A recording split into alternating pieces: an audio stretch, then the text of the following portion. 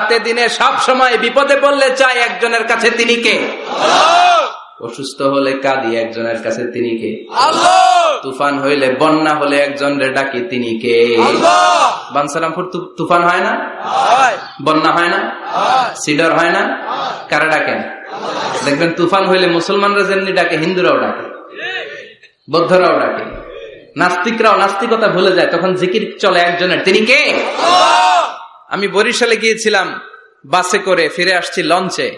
এই একবার সাগরের ভেতরে, নদীর ভেতরে তুফানে পড়েছি। সেই দিন চিনতে পেরেছি আল্লাহ কারে কয়। কারণ আমি শহরে বড় হয়েছি, সাঁতার জানি, স্বাভাবিক সাঁতার, এদিকে ফালাইলে ওদিকে যাইতে পারবো, কিন্তু নদী কি সাঁতরে পারাইতে পারবো? কথা কন। প্রচন্ড তুফান, সদরঘাটে ভিড়তে আর 2 ঘন্টা বাকি। জাহাজ টলমল শুরু করেছে। এবার দেখলাম জাহাজের ভেতরে যত মহিলাগুলা আছে সব চিল্লায় আর ডাকে কারে? হিন্দুগুলাও ডাকে কারে? বৌদ্ধগুলাও ডাকে কারে? হঠাৎ করে তুফান থেমে যায়, আবার ধাক্কা মারে, আবার চিল্লান, আছে না নাই? সবার মুখে এক আওয়াজ, বাঁচাও। আমি বললাম, কে বাঁচাইব? হুজুর আমনে, আমনে দোয়া কালাম পারেন, আমনে বাঁচান। আমি কইলাম, আমারে বাঁচাইব কেডা? আল্লাহ ছাড়া বাঁচানোর কেউ নাই। এজন্য আল্লাহ বললেন, আল্লাহকুমুত তাকাসুরু হাত্তা যুরতুমুল মাকাবির। তোমরা সম্পদের লোভে, দুনিয়ার লোভে পাগলের মতো হয়ে গিয়েছো। ফকিরদের যেই স্বভাব, সেরকম স্বভাব তোমাদের মধ্যে ঢুকেছে, ঠিক কিনা? আরো চাই, আরো লাগবে, আরো দাও, সব খামু, সব আমার। পেটটা এতটুকু, হ্যাঁ সব খাইব। পেট কদ্দুর, কিন্তু বলে কি সব খাবো। আনলিমিটেড ডিমান্ড, শেষ নাই। প্রতিযোগিতার পর প্রতিযোগিতা। উনার কত টাকা, আমার টাকা তার চেয়ে বেশি লাগবে। ওর বাড়ি কয়টা, আমার বাড়ি আর কয়েকটা বাড়ানো লাগবে। ওর বিল্ডিং যদি হয় 5 তলা, আমার লাগবে 6 তলা। কিন্তু উনি তাহাজ্জুদ পড়ে, আমারও তাহাজ্জুদ পড়া লাগবে। এই টেনশন আছে নাকি? কথা বলেন। উনার বাড়ি 5 তলা, আমারটা লাগবে 8 তলা। বিষ্ণু বলেছেন, one of the minor sign before the day of judgment, people will start to compete to construct high-rise buildings. কিয়ামতের আগে লোকজন বড় বড় বিল্ডিং বানানোর প্রতিযোগিতা শুরু করে দিবে। وأن ترى الحفاة العراة العالة رياء الشاء يتطاولون في البنيان. বিষ্ণু বললেন, তোমরা দেখবে এমন কিছু লোক সমাজের গরিব ছিল, পায়ে দেওয়ার মতো জুতা ছিল না, গায়ে দেওয়ার মতো জামা ছিল না, পেটে দেওয়ার মতো খাবার ছিল না, হু হু করে তারা বড় লোক হয়ে গিয়েছে। আর সমাজের এদিকে সেদিকে আনাচে কানাচে বিল্ডিং বানানোর প্রতিযোগিতা করতে শুরু করেছে। আছে না নাই? বানসারামপুরে মুরব্বী যারা আছেন একটু বলেন তো, আজ থেকে 20 বছর আগে এরকম এত বিল্ডিং, টাওয়ার, ফাউন্ডেশন ছিল? কুমিল্লা শহরে, চট্টগ্রামে, ঢাকায় আজ থেকে 20 বছর আগে এখন যেমনি টাওয়ার বানানোর প্রতিযোগিতা, এগুলো ছিল? কথা বলে। তার মানে এগুলো কিয়ামতের আলামত। একটার পর একটা, একজন বানায় 100 তলা, আরেকজন বানায় 150 তলা, আরেকজন বলে না আমারটা বানাইতে হবে 200 তলা। আছে না নাই? জেদ্দাতে এবার হজে জেদ্দায় দেখলাম যে সবচেয়ে বড় টাওয়ারটা কাজ এখনো শেষ হয় নাই। 19 সালে খুব সম্ভব ওরা কমপ্লিট করতে পারবে। গত 5 বছর ধরে চালাইয়েই যাচ্ছে। কিংডম টাওয়ার 1000 মিটার উঁচু। হিসাব বুঝেন তো, 1000 মিটার মানে কয় কিলোমিটার? 1 কিলোমিটার। একটা বিল্ডিং যদি 1 কিলোমিটার উঁচা হয়, এটার সামনে যে তাকাতে পারবেন? টুপি পরে যাবে না পিছনে? কথা বলেন। 1 কিলোমিটার উঁচু দি কিংডম টাওয়ার, সৌদি আরবের জেদ্দা নগরীতে অবস্থিত। আরেকটা আছে দুবাইতে, বুর্জ আল খলিফা, 818 মিটার উঁচু। কিংডম টাওয়ার হচ্ছে 170 তলা, আর বুর্জ আল খলিফা 163 তলা। কাবা ঘরের পাশে আরেকটা টাওয়ার আছে, জমজম টাওয়ার। এটার দিমাক্কা রয়্যাল ক্লক টাওয়ার বলে। হাজী সাহেবরা দেখে আসছেন না? বড় একটা ঘড়ির মনোগ্রামও আছে। এটা 120 তলা। কয় তলা? 120 তলা। চায়নাতে একটা আছে সাংহাই টাওয়ার, তাইওয়ানে একটা আছে দি টাইপেরাং 101, 101 তলা। আমি যেখানে পিএইচডি করি, বছরের বেশিরভাগ সময় থাকি, মালয়েশিয়াতে একটা আছে। আমরা শপিং করতে গেলে মাঝে মাঝে ওখানে যাই। 2 ভাইয়ের মতো দাঁড়ায় আছে, পেট্রোনাস টুইন টাওয়ার। স্থানীয়রা এটারে বলে KLCC, 41st 42nd ফ্লোরে একটা ব্রিজ আছে, এই টাওয়ার থেকে ওই টাওয়ারে যাওয়া যায়। ইয়াতাতাওয়ালুনা ফিল বুনিয়ান, বিল্ডিং বানানোর প্রতিযোগিতা। অমিয়া কিয়ামতের দিন ইসরাফিলের সিঙ্গার ফুৎকারে ইদা জুলজিলাতিল আরদু জিলজালাহা, একটা ভূমিকম্প যে তৈরি হবে, গোটা বিশ্বে যে একটা ভূকম্পন হবে, ওই ভূকম্পনের চোটে একটা টাওয়ারও টিকে থাকবে নাকি? থাকবে। এজন্য আল্লাহ বললেন আল্লাহকুমুত তাকাসুরু হাত্তা যুরতুমুল মাকাবির, দুনিয়ার সম্পদ, লোভ লালসা, এই সম্পদের প্রতি আকাঙ্ক্ষা তোমাদেরকে গাফেল বানিয়ে দিয়েছে। এই গাফলতি তোমাদের কমবে না, থামবে না। হাত্তা যুরতুমুল মাকাবির, যতদিন না কবরে যাও।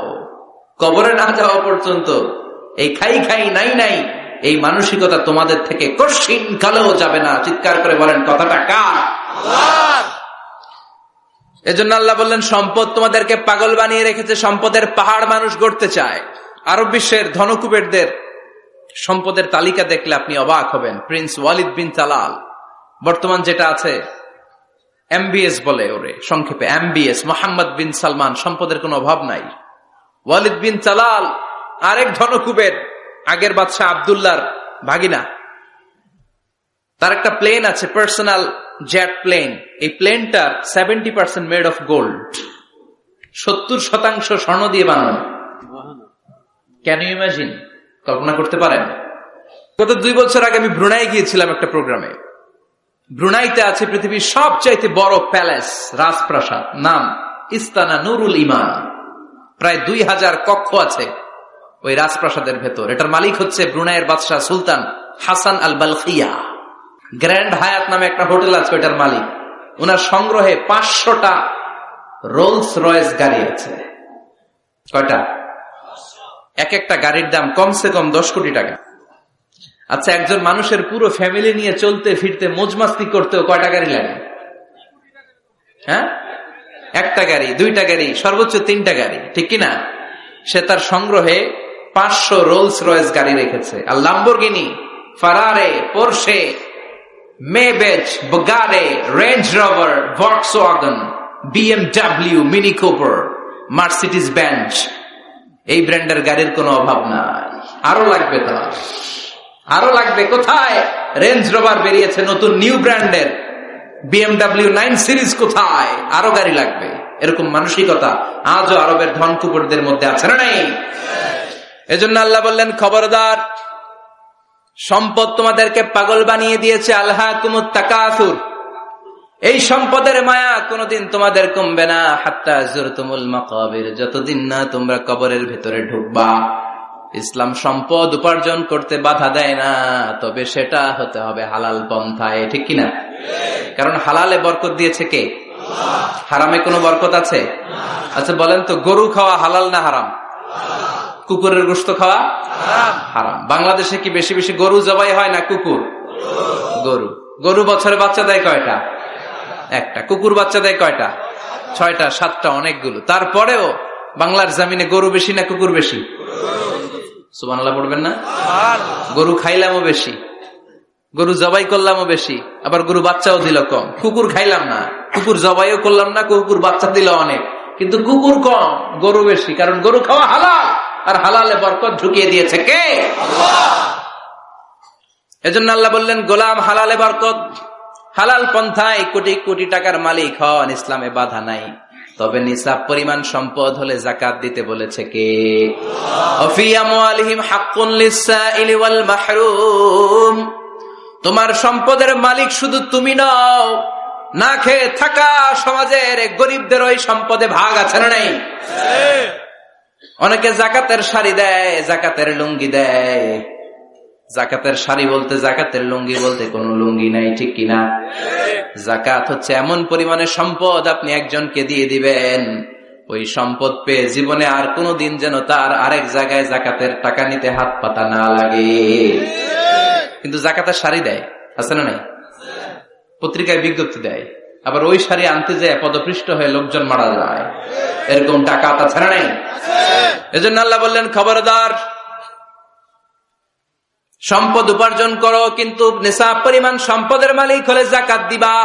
ওয়াল্লাযীনা ইয়াকনিজুনা الذهب والفضة ولا ينفقونها في سبيل الله فبشرهم بعذاب أليم। যারা সম্পদের মালিক হয় কিন্তু আমার রাস্তায় যাকাত দেয় না, ও নবী তাদেরকে আপনি কঠিন আযাবের সুসংবাদ দেন। পড়েন নাউযুবিল্লাহ। ও মিয়া, আযাবের কি সুসংবাদ হয় না দুঃসংবাদ? কিন্তু আল্লাহ সুসংবাদ বললেন কেন? কারণ আযাবটা বড় করা হবে। যাকাত যারা দেয় না, ব্যাংক ব্যালেন্স করে, এফডিআর করে, সঞ্চয়পত্র কিনে রাখে, ফ্ল্যাটের পর ফ্ল্যাট কিনে রাখে, জমির পর জমি কিনে রাখে, যাকাত দেয় না, ওদের শাস্তি হবে ভয়ঙ্কর। শাস্তির তীব্রতা বোঝানোর জন্য আল্লাহ বললেন সুসংবাদ। ছেলে পরীক্ষায় ফেল করেছে, গণিত পরীক্ষায়, মা বলে ফেল করছস, তোর বাপে আসুক, এমন মাইট দিবে, মাইট খাইয়া মজা টের পাবি। ও মিয়া, মাইট দিলে কি মজা লাগে না ব্যথা লাগে? কথা কন তো। মা তো কয় মজা পাবি, মজা টের পাবি। তার মানে মাইটটা খুব কড়া মাইর হবে, কড়া। আল্লাহ বললেন কারুনের দিকে তাকা, যারা সম্পদের যাকাত দিস না, কারুনের দিকে তাকা। সাইয়েদনা মুসা আলাইহিস সালামের চাচাতো ভাই মুসা আলাইহিস সালাম বললেন কারুন যাকাত দাও। কয় কেন দিমু? কারণ আল্লাহ তোমারে সম্পদ দিয়েছে। কারণ বলে কোন আল্লাহ টাল্লাহ আমারে সম্পদ দেয় নাই।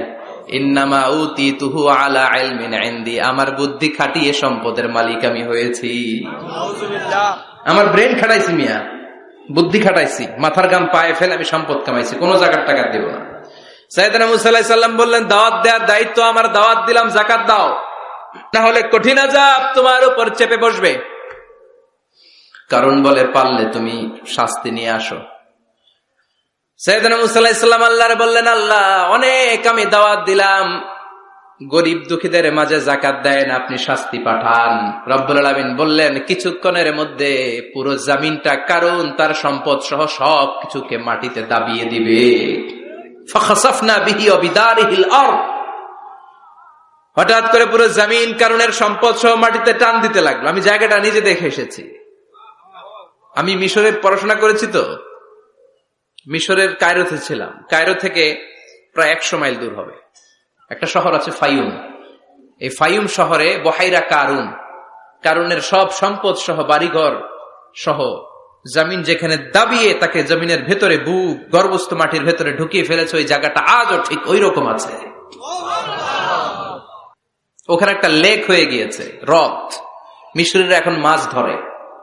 জমিন তাকে ভিতরে টানতে লাগলো, হাঁটু পর্যন্ত টেনে ফেলার পরে সে বলে আমি উঠে যাব। কোমর পর্যন্ত মাটির ভেতরে গেড়ে গেল, সে বলল আমি বেঁচে যাব। এবার গলা পর্যন্ত যখন দেহটা মাটিতে দেবে যায়, এবার হাত তুলে বলে মুসা সব সম্পদ তোমার, আমারে বাঁচাও। এমন ভালো মানুষ, সোজা আঙ্গুলে কি সব সময় ওঠে না। ও মুসা, সম্পদ নাও, আমারে বাঁচাও, বাঁচতে চাই। সাইয়েদনা মুসা বলে দ্য টাইম ইজ আপ, সময় শেষ। যখন দাওয়াত দিয়েছি তখন যদি দাওয়াত মেনে নিতা বেঁচে যেতা, এখন আমারও কিছু করার নাই, আমি গেলাম। ইয়াতাজালজালু ফিল আরদ হাত্তা ইয়াউমুল কিয়ামা, প্রতিদিন সহিহ বুখারীর বর্ণনা 1 বিঘত পরিমাণ আল্লাহ তাআলা জমিনকে আদেশ দিয়েছেন কারুন এবং তার সম্পদকে প্রতিদিন 1 বিঘত করে জমিনের ভেতরে নিতে থাকবে, up to the day of judgement, কিয়ামত পর্যন্ত। কারণ তার সম্পদ সহ জমিনের ভিতরে যেতেই থাকবে, যেতেই থাকবে। চিল্লায় পড়েন সুবহানাল্লাহ। এজন্য আল্লাহ বললেন সম্পদ তোমারে বাঁচাতে পারে না, ক্ষমতা তোমারে বাঁচাতে পারে না, বাঁচাতে পারে একজন, তিনি কে? আল্লাহকুমুত তাকাসুরু হাত্তা যুরতুমুল মাকাবির, দুনিয়ার সম্পদের লোভে পড়ে আখিরাতকে তোমরা বেমালুম ভুলে গিয়েছো। এই গাফলতি তোমাদের থামবে না যতক্ষণ না তোমরা কবরে ঢুকবা। কার কথা? এজন্য যাকাত দেওয়ার দরকার আছে না নাই? এলাকায় তো এসে গল্প শুনলাম, অনেক বিজনেস ম্যাগনেট আছে, আশা করি তারা যাকাতও দেয়, ঠিক কিনা? আপনাদের মধ্যে থেকে যারা ধনী আছে তাদেরকে পৌঁছাবেন যে যাকাত না দিলে কারণের মতো পরিণতি করে দিতে পারে কে? সম্পদগুলো কিয়ামতের দিন পেঁচাতে পেঁচাতে কোমর পর্যন্ত পেঁচাবে, আবার পেঁচাতে পেঁচাতে গলা পর্যন্ত পেঁচিয়ে ছবল দিয়ে বলবে আনা মালুক আনা কানজুক, আনা মালুক, আমি তোর মাল, আমি তোর সম্পদ, আনা কানজুক, আমি তোর ব্যাংক ব্যালেন্স, আমারে খা। এক একটা ছবলের চোটে পুরো দেহটা 70 গজ জামিনের ভেতরে চলে যাবে। এজন্য আল্লাহ বললেন আল্লাহকুমুত তাকাসুরু হাত্তা যুরতুমুল মাকাবির, দুনিয়ার প্রাচুর্যতা তোমাদেরকে মোহাচ্ছন্ন করেছে। আমরা মোহের মধ্যে পড়ে আছি, ঠিক কিনা? আমাদের চলাফেরা, কথাবার্তা, লাইফস্টাইল দেখলে মনেই হয় না যে আমরা মরব। মনে হয় যে 1000 বছর রাজত্ব করতে আমরা এসেছি, কেউ আমাদেরকে থামাতে পারবে না, কোনদিন আমাদের মরণ হবে না। চিল্লায় বলেন ঠিক কিনা? এই দুনিয়াটা আসল জীবন না, আসল জীবন কবরের জীবন। এই দুনিয়ার দৃষ্টান্ত আল্লাহর কাছে হলো 4টা স্বর্ণের টুকরার মতো আর 3টা লাশের মতো। স্বর্ণের টুকরা কয়টা? লাশ কয়টা?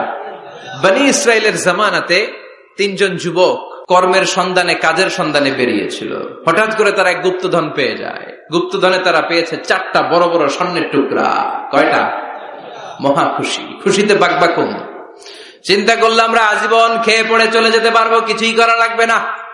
3 জন মিলে স্বর্ণ নিয়ে বসে প্ল্যান করলো, ভাগ বটোয়ারা করার আগে একজন বাজার থেকে রুটি কিনে নিয়ে আয়, আগে পেট ভরে খেয়ে নেই, তারপরে ভাগ বটোয়ারা।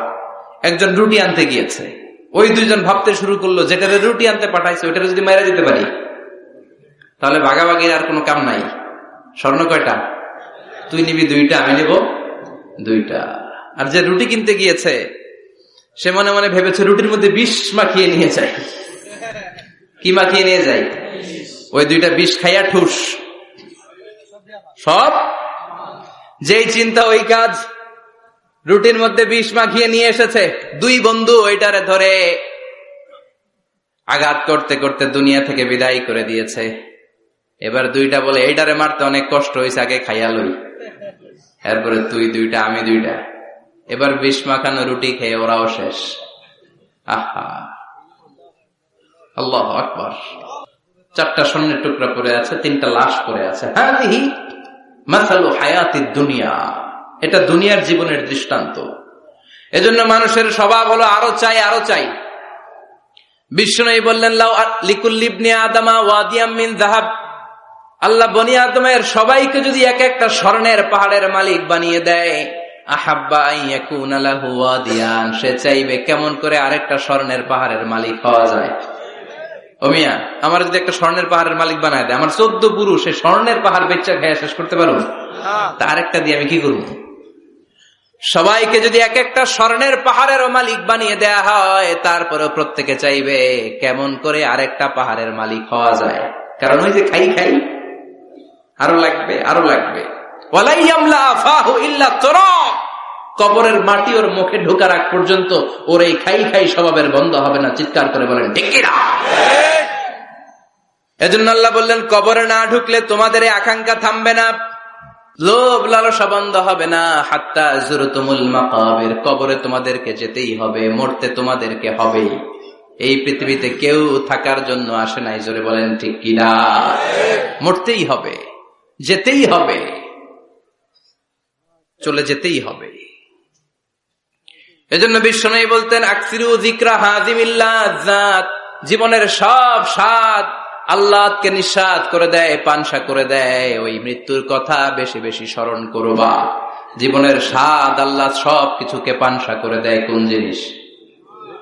মরণ। চিল্লায় বলেন কোন জিনিস? আর জোরে বলেন কোন জিনিস? সুনিশ্চিত যেতেই হবে, কোন সন্দেহ আছে? কথা বলেন, সন্দেহে আছে কারো? The most certain thing in our life is death, and the most uncertain thing in our life is the time of death. আমাদের জীবনের সবচেয়ে সুনিশ্চিত বিষয় হচ্ছে আমাদের মরণ, মরতে হবে। কিন্তু সবচেয়ে অনিশ্চিত বিষয় হচ্ছে মরণের সময়। কখন মরবো এটা আমরা কেউ জানি না, কিন্তু মরবো যে এটা আমরা সবাই জানি। চিল্লায় বলেন ঠিক কিনা? কেউ বেঁচে থাকতে পারবে না, সবাই চলে যাবে, সব মরে যাবে, শুধু একটা সত্তা বেঁচে থাকবে। চিল্লায় বলেন তিনি কে? কুল্লু মান আলাইহা ফানি ওয়া ইয়াবকা ওয়াজহু রাব্বিকা যুল জালালি ওয়াল ইকরাম ফাবিআইয়ি আলাই রাব্বিকুমা তুকাযযিবান। পৃথিবীর বুকে যা দেখা যায় সব মরে শেষ হয়ে যাবে, মরবে না শুধু একটা সত্তা, তিনি কে? সব মরে যাবে, সবাই মরে যাব। মালাকুল মাউত সবার রূহ কবজ করে ফেলবে। আল্লাহ বলবে আখবিরনি মাইয়াক্কা, হে মৃত্যুর ফেরেশতা কি করছো? সব মারছি। সবাইরে মারছো? সব শেষ। কে বাকি? জিনেরা বাকি, জিনদেরও মারো। সবগুলো জিন শেষ করা হবে, বাকি থাকবে ইবলিস। আল্লাহ বলবেন সবাইকে যেই কষ্ট দিয়ে ইন্তেকাল করিয়েছ সবগুলো কষ্ট একত্রিত করে ইবলিসটারে তুমি মারো। সবচেয়ে কষ্ট দিয়ে নির্মম ভাবে ইবলিসকেও শেষ করা হবে। আল্লাহ বলবেন আখবিরনি মাইয়া বাকা, ও মালাকুল মাউত এবার বলো আর কে বেঁচে আছে? মালাকুল মাউত বলবে আল্লাহ কেউ নাই, কেউ নাই, সব শেষ। মানুষ শেষ, প্রাণীগুলো শেষ, পাখিগুলো শেষ, সাগরের মাছগুলো শেষ, আপনার কথা মতো জিনগুলাও। এবার আছে শুধু ফেরেশতারা। কারা? কথা বলেন। আল্লাহ বলবেন ফেরেশতাদেরও মারো। শুরু হবে ফেরেশতা নিধন। একের পর এক সব ফেরেশতার রূহ কবজ করা হবে। এবার আল্লাহ বলবে আখবিরনি ইয়া মালাকাল মাউত মাইয়া বাকা, মালাকুল মাউত আর কে কে বেঁচে আছে আমার একটু বলো। মালাকুল মাউত বলবো সব শেষ, সব ফেরেশতাগুলোরও মেরে ফেলেছি, শুধু 4 জন আছে, জিব্রাইল, ইসরাফিল, মিকাইল, আর আমি আপনার হুকুমের গোলাম আজরাইল। আল্লাহ বলবে ইসরাফিলের রূহ কবজ করো। ইসরাফিলের রূহ কবজ হয়ে যাবে। মিকাইলের রূহ কবজ করো, মিকাইলের রূহ কবজ হয়ে যাবে। ইসরাফিলের রূহ কবজ করো, কবজ হয়ে যাবে। আল্লাহ বলবে আখবিরনি মাইয়াবকা, মালাকুল মউত এবার বলো কে বেঁচে আছে? মালাকুল মউত বলবে কেউ নাই। আল্লাহ বলবে আসলেই কেউ নাই? মালাকুল মউত বলবে আছে। কে আছে? শুধু আমি আছি। ডানে বায়ে সামনে পেছনে আল্লাহ কেউ নাই, সব শেষ, শুধু আমি আছি। আল্লাহ বলবেন এবার তুই মর। মুত ইয়া মালাকুল মাউত, হে মৃত্যুর ফেরেশতা এবার তুই মর। মালাকুল মাউত হিসাব আর মিলাতে পারবে না, হিসাবটা তখন উল্টে যাবে। মালাকুল মাউত বলবে এটা আবার কেমন কথা? আমি মরুম কেন? আমি না মারছি? আমি না মারছি? আমি মেরে সাবার করেছি সব, আমি কেন মরব?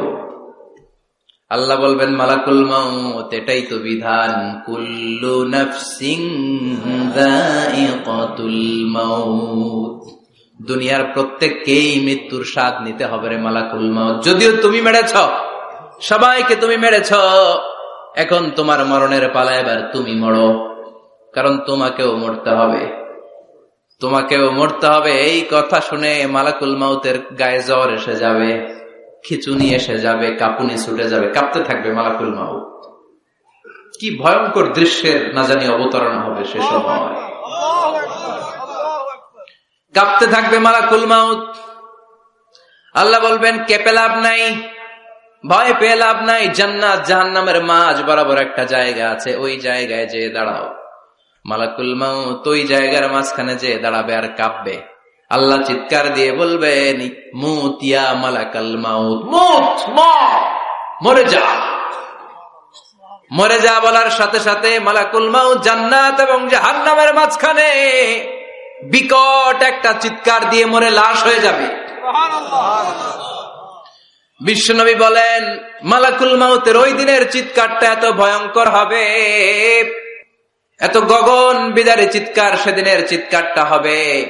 দুনিয়ার মানুষগুলো যদি তখনও দুনিয়ায় বেঁচে থাকতো, কিয়ামত হওয়ার জন্য আলাদা করে ইসরাফিলের সিংহায় ফুৎকার দেওয়ার আর দরকার হতো না। মালাকুল মাউতের এই চিৎকার শুনে কানের পর্দা ফেটে দুনিয়ার সব মানুষগুলো তখনই মরে যেত। ভয়ঙ্কর চিৎকার হবে। মালাকুল মাউত শেষ। এবার সামনে পেছনে ডানে বায়ে উপরে নিচে কেউ নাই, একজন ছাড়া, তিনি কে? আল্লাহ সেদিন হুঙ্কার দিবেন।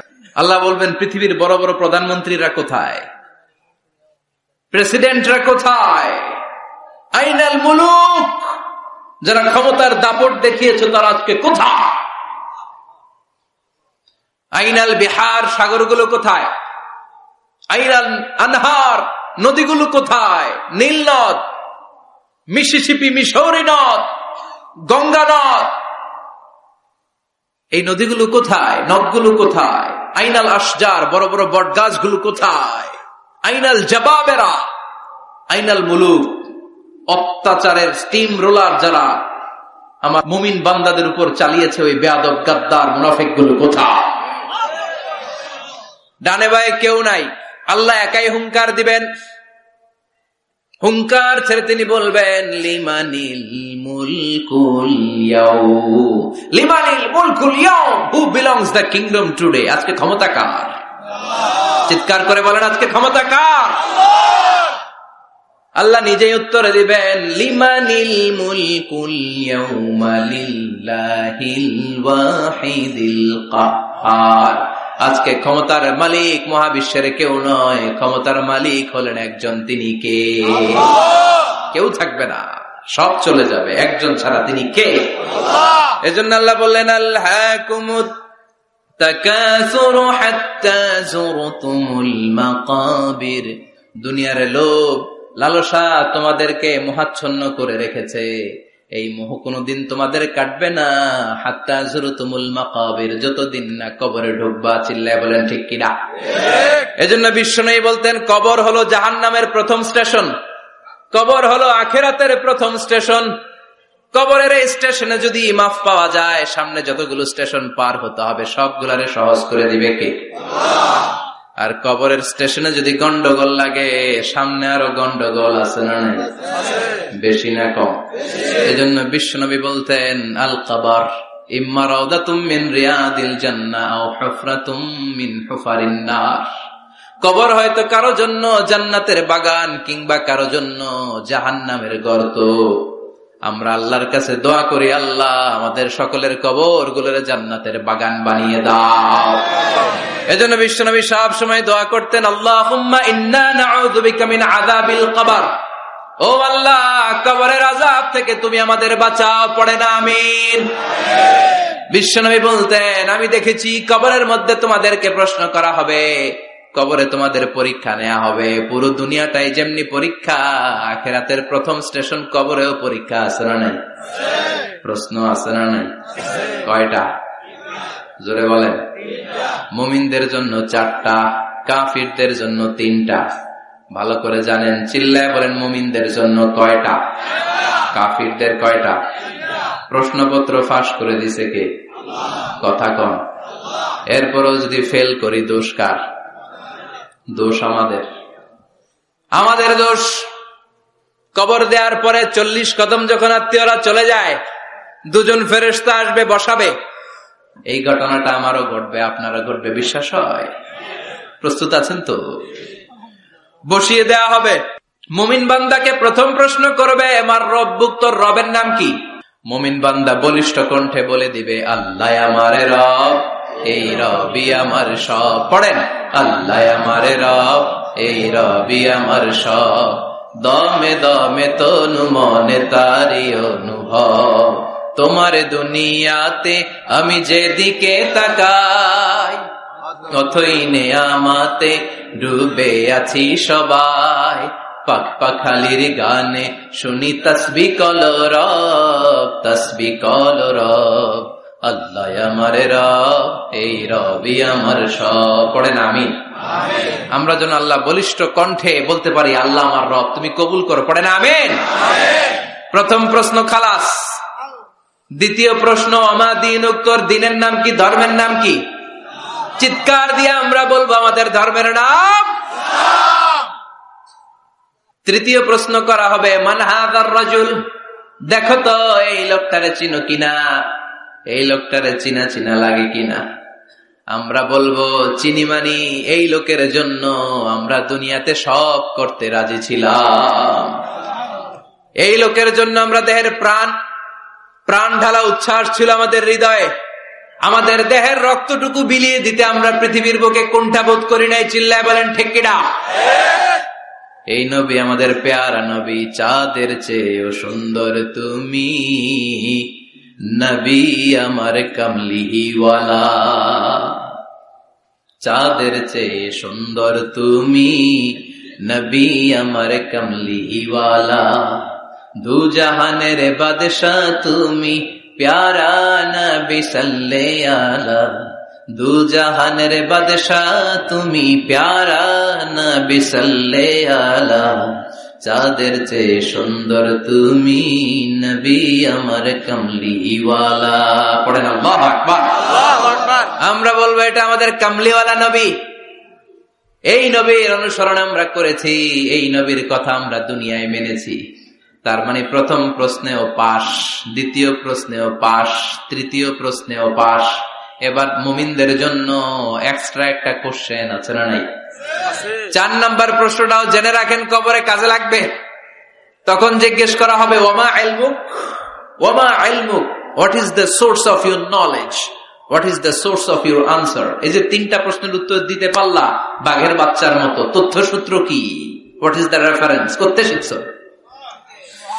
কোত্থেকে শিখেছেন বলে আসতে হবে।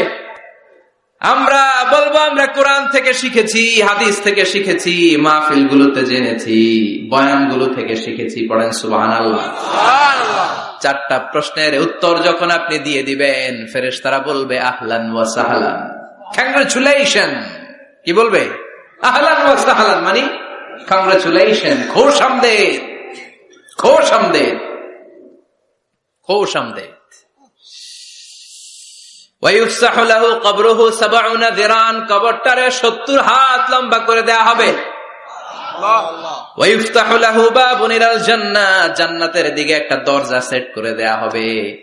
ওই জায়গা দিয়ে, দরজা দিয়ে জান্নাতের এয়ার কন্ডিশনের ঘরগুলো থেকে ঠান্ডা হিমেল বাতাস আর সুগন্ধ এসে কবরটারে আমোদ করে দিবে। সুবহানাল্লাহ। ওয়ায়ুলবাসু মিন লিবাসিল জান্নাহ, জান্নাতের চমৎকার একটা পোশাক পরিয়ে দেয়া হবে।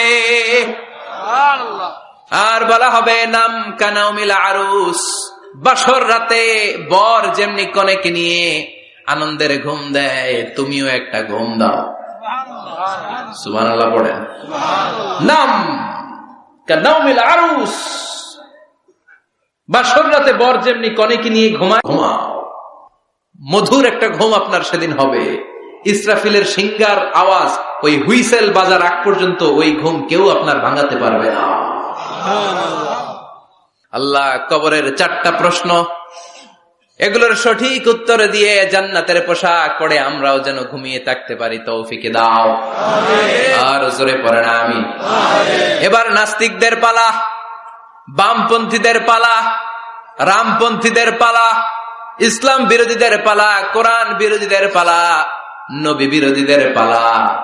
ওদের সামনে 2জন ফেরেশতা আসবে, আসওয়াদান আজরাকান, আসওয়াদান আজরাকান, নীলাভ চোখ, কালো গাত্র বর্ণের, নীলাভ চোখ, চোখগুলো নীল, গায়ের কালার হবে কালো। তাহলে কি ভয়ঙ্কর চেহারা হবে ফেরেশতা 2জনের।